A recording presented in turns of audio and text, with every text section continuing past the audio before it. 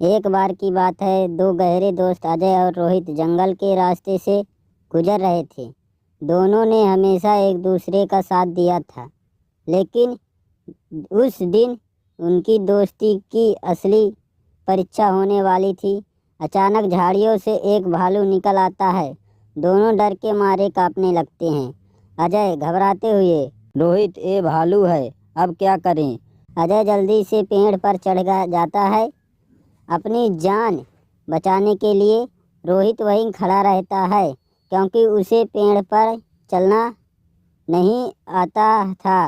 रोहित को कुछ समझ नहीं आया। उसने सुना था कि भालू मरे हुए इंसान को नुकसान नहीं पहुंचाते। उसने झट से जमीन पर लेटकर सांस रोक ली। भालू धीरे धीरे रोहित के पास आता है, उसकी नाक के पास सूंघता है और वापस चला जाता है।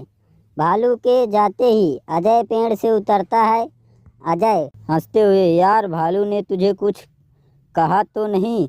रोहित गंभीर स्वर में, हाँ, भालू ने कहा कि सच्चा दोस्त वही होता है जो मुसीबत में साथ खड़ा रहे, छोड़कर भागे नहीं। अजय शर्मिंदा हो गया और उसे अपनी गलती का एहसास हुआ।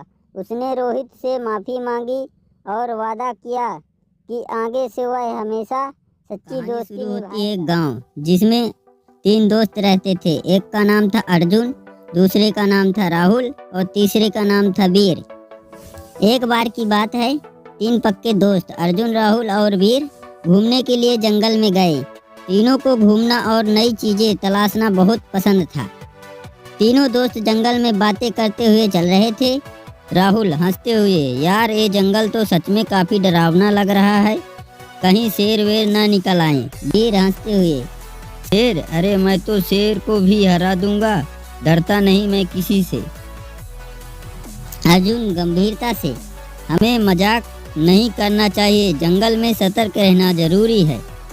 थोड़ी देर बाद वे तीनों एक बड़े पेड़ के पास पहुंचे। अचानक अर्जुन को एक गहरी गुफा दिखी। अर्जुन चौंक कर, देखो वो गुफा, अंदर जाना चाहिए क्या? वीर जोश में, चलो ना, हो सकता है खजाना मिल जाए। राहुल डरते हुए, मुझे ठीक नहीं लग रहा, कहीं कोई खतरा ना हो।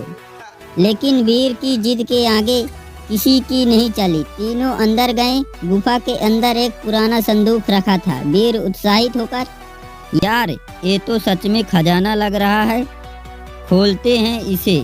अर्जुन ने ध्यान से देखा और संदूक पर लिखे शब्द पढ़े। अर्जुन वीर से, इस पर लिखा है, लोभ का परिणाम विनाश है। राहुल हैरानी से, क्या मतलब? वीर ने बिना सुने संदूक खोल दिया। अचानक चारों ओर धुआं फैल गया और गुफा हिलने लगी। तीनों घबराकर भागने लगे। अर्जुन चिल्लाते हुए, बाहर जाओ जल्दी। तीनों किसी तरह बाहर आ गए। राहुल हंसते हुए, ये तो बहुत डरावना था, अगर हम अर्जुन की बात मान लेते तो ये नहीं होता। वीर शर्मिंदा होकर, माफ करना दोस्त, मैंने बिना सोचे समझे काम किया। अर्जुन मुस्कुराते हुए बोला, कोई बात नहीं, हमें इससे एक सीख मिली, लालच और जल्दबाजी हमेशा नुकसान पहुंचाती है। तीनों ने हंसते हुए एक दूसरे को गले लगाया और ये सबक जीवन भर याद रखने का। किसान का सपना। सुबह का समय, गांव एक का एक खेत। नरेश एक मेहनती किसान अपने खेत में काम कर रहा है। सूरज की हल्की किरणें खेत पर पड़ रही हैं। पास में उसकी गाय गौरी बंधी हुई है। नरेश खुद से गहरी सांस लेते हुए, हे भगवान, इस बार भी बारिश समय पर नहीं हुई, फसल कैसी होगी पता नहीं, मेरे बच्चों की पढ़ाई और घर का खर्चा कैसे चलेगा। नरेश के चेहरे पर चिंता साफ झलक रही है। तभी उसका 10 साल का बेटा छोटू भागता हुआ आता है। छोटू उत्साह से, बाबा बाबा आपसे बात करनी है। नरेश मुस्कुराते हुए, क्या हुआ रे, इतना खुश क्यों है? छोटू खुश होकर, बाबा मैंने सुना है कि सरकार नई योजना लाई है, किसानों को मदद मिलेगी, आपको भी फसल के लिए कुछ सहायता मिल सकती है। नरेश थोड़ा आश्चर्य से सच, पर बेटा यह योजना हमेशा कागजों में ही रह जाती है, हमें क्या मिलेगा? छोटू आशावासी स्वर से, नहीं बाबा, इस बार सच में सबको मदद मिलेगी, आप बस कोशिश करो। नरेश पंचायत भवन जाता है जहां योजना की जानकारी जा रही है। अधिकारी मंच पर खड़ा है। अधिकारी, किसानों भाइयों, यह योजना आपके सपनों को साकार करने के लिए है। आपको अपनी जमीन का रजिस्ट्रेशन करवाना होगा और उसके बाद आपको बीज और खाद पर सब्सिडी मिलेगी। नरेश ध्यान से सुनता है और योजना का लाभ उठाने का निर्णय करता है। कुछ महीने बाद खेत में नरेश के खेत में हरी भरी फसल लहराती है। छोटू और नरेश दोनों खुश होकर खेत में घूम रहे हैं। नरेश खुश होकर, देख बेटा, मेहनत और सही मार्गदर्शन से क्या नहीं हो सकता। इस बार फसल भी अच्छी हुई है और तुम्हारी पढ़ाई का खर्च भी निकल जाएगा। छोटू हंसते हुए, बाबा, अब तो मैं शहर जाकर पढ़ाई करूंगा और बड़ा अफसर बनकर किसानों की मदद करूंगा। नरेश गर्व से, सच कहा बेटा, सपना बड़ा देखो और उसे पूरा करने के लिए मेहनत करो, यही किसान का असली मंत्र है। गांव का मेला। गांव में मेला लगा है। नरेश और छोटू सबको अपनी सफलता की कहानी सुना रहे हैं। गांव के अन्य किसान भी प्रेरित होकर योजना का लाभ उठाने का निश्चय करते हैं। ग्रामीण, नरेश भाई, आपकी मेहनत और लगन ने साबित कर दिया कि सपने पूरे हो सकते हैं। हमें भी आपकी तरह कोशिश करनी चाहिए। नरेश मुस्कुराते हुए, भाइयों, मेहनत कभी बेकार नहीं जाती। अगर हम ठान लें तो हर मुश्किल आसान हो जाती है। सभी ग्रामीण तालियां बजाते हैं। नरेश और छोटू की मुस्कान हर किसी को प्रेरणा देती है। अंतिम संदेश, किसी भी सफलता की शुरुआत छोटे कदमों से होती है।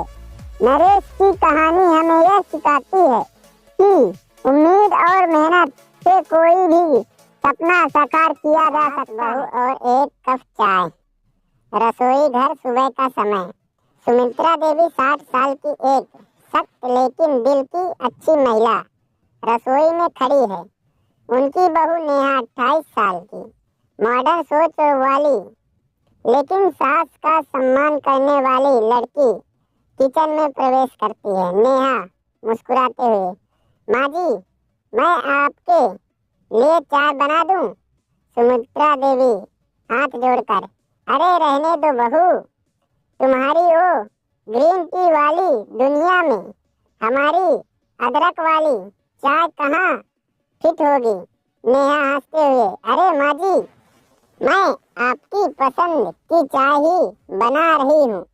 नेहा गैस जलाकर चाय बनाने लगती है। वह चाय में अदरक और इलायची डालती है जिससे खुशबू पूरे रसोई में फैल जाती है। सुमित्रा देवी चौंक कर देखती है। सुमित्रा देवी हैरान होकर, अरे वाह, तुम्हें ये सब आता है? नेहा मजाकिया अंदाज में, हाँ माँ जी, बहुत, सिर्फ पिज्जा और पास्ता ही नहीं बना सकती। सुमित्रा देवी मुस्कुराती है लेकिन जल्दी ही गंभीर हो जाती है। बैठक चाय पीते हुए, दोनों चाय लेकर बैठती हैं। सुमित्रा देवी चाय की चुस्की लेती है और थोड़ी नरम पड़ जाती है। सुमित्रा देवी धीरे से, बहू, सच कहूँ तो पहले मुझे लगा था कि तुम मेरी पसंद नापसंद की परवाह नहीं करोगी। नेहा नरम स्वर में, माँ जी, मैं आपकी बहू ही नहीं बल्कि बेटी भी हूँ। हाँ, हमारी सोच अलग हो सकती है लेकिन रिश्तों में मिठास तो हम दोनों ला सकते हैं ना। सुमित्रा देवी चुप हो जाती है, फिर मुस्कुरा कर नेहा का हाथ पकड़ लेती है। सुमित्रा देवी मुस्कुराते हुए, अगर तुमने इतनी अच्छी चाय बनाई है तो दोस्ती का पहला कदम मैं बढ़ाती हूँ। कल से तुम जो भी बनाओगे मैं कम से कम एक बार चखूंगी। नेहा खुश होकर सास के गले लग जाती है। दोनों हंसते हुए चाय खत्म करती हैं और रिश्ते में नई मिठास राज और भर जाती है। अजय बहुत अच्छे दोस्त थे। दोनों एक ही गांव में रहते थे और हर सुख दुख में एक दूसरे का साथ निभाते थे। उनकी दोस्ती पूरे गांव में मशहूर थी। एक दिन दोनों ने मिलकर शहर जाने का फैसला किया ताकि वे कुछ काम ढूंढ सकें और अपने परिवार की मदद कर सकें। सफ़र लंबा था इसलिए वे पैदल ही निकल पड़े।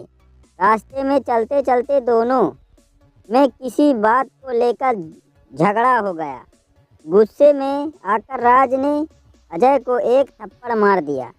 अजय को बहुत दुख हुआ लेकिन उसने कुछ नहीं कहा। उसने पास पड़ी रेत पर लिखा, अजय मेरे सबसे अच्छे दोस्त ने मुझे थप्पड़ मारा। कुछ देर बाद वे दोनों एक नदी के पास पहुँचे। अजय को तैरना नहीं आता था और अचानक वह पानी में गिर गया। उसे डूबता देख राज ने तुरंत उसे बचा लिया। अजय को होश आया तो उसने पास पड़ी एक चट्टान पर लिखा, आज मेरे सबसे अच्छे दोस्त ने मेरी जान बचाई।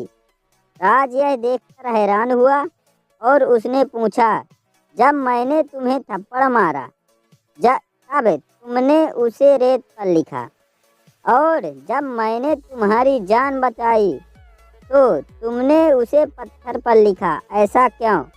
अजय मुस्कुराया और बोला, जब कोई हमें दुख पहुंचाता है तो हमें उसे रेत पर लिख देना चाहिए ताकि समय की हवा उसे मिटा दे।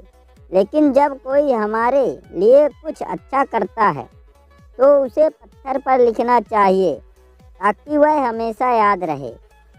राज को अजय की बात समझ आ गई और उसने अपने दोस्त से माफ़ी मांग ली। दोनों की दोस्ती पहले से ही ज़्यादा गहरी हो गई। ठीक, बुरी यादों को भुला देना चाहिए और अच्छे पलों को हमेशा याद रखना चाहिए। यही सच्ची दोस्ती की निशानी होती है। सास और बहू का मीठा बदला। रात का समय था। घर में हल्की हल्की ठंडी हवा चल रही थी। सासू माँ सोफे पर बैठी थी और बहू किचन में कुछ पकाने में व्यस्त थी। सास हंसते हुए, अरे बहू, क्या बना रही हो? बड़ी अच्छी खुशबू आ रही है। बहू मुस्कुराते हुए, जी माँ जी, आज आपके लिए खास गाजर का हलवा बना रही हूँ, आपकी पसंद का। सास, अरे वाह, बहुत दिनों बाद खाने को मिलेगा, पर जरा कम मीठा रखना, मेरी सेहत का भी तो ध्यान रखना पड़ेगा ना। बहू चुपचाप हलवा बनाती रही। थोड़ी देर बाद गरम गरम हलवा एक कटोरी में परोस कर सासू माँ के सामने रख दिया। सास ने पहला और मुंह में डाला और अचानक उसका चेहरा बिगड़ गया। सास, अरे यह क्या बनाया है? इतना मीठा हलवा? बहू धीरे धीरे मुस्कुराई और पास में बैठ गई। बहू, माँ जी, आपको याद है जब मैं इस घर में नई नई आई थी तब मैंने पहली बार दाल बनाई थी और आपने नमक कम होने की वजह से पूरी थाली वापस कर दी थी। सास थोड़ा शर्मिंदा होकर, याद आया। बहू हंसते हुए, तब आपने कहा था कि नए घर में आई हो, सीखने में समय लगेगा, इसलिए सोचा मीठा हलवा बनाकर आपको भी मीठा बदला चखाऊं। सासू माँ पहले तो बहू को देखती रही, फिर जोर से हंस पड़ी। सास, अरे तू तो बड़ी चालाक निकली, अच्छा किया, चल अब थोड़ा नमक डाल दे, फिर मज़ा आएगा। दोनों हाका मारकर हंस पड़ी। हलवा थोड़ा संतुलित किया गया और दोनों ने मिलकर बड़े प्यार से खाया। इस हलवे के साथ उनके रिश्ते की मिठास भी और गहरी हो गई। कभी कभी रिश्तों में हल्की फुल्की शरारतें और मीठे बदले प्यार और अपनापन बढ़ा देते हैं।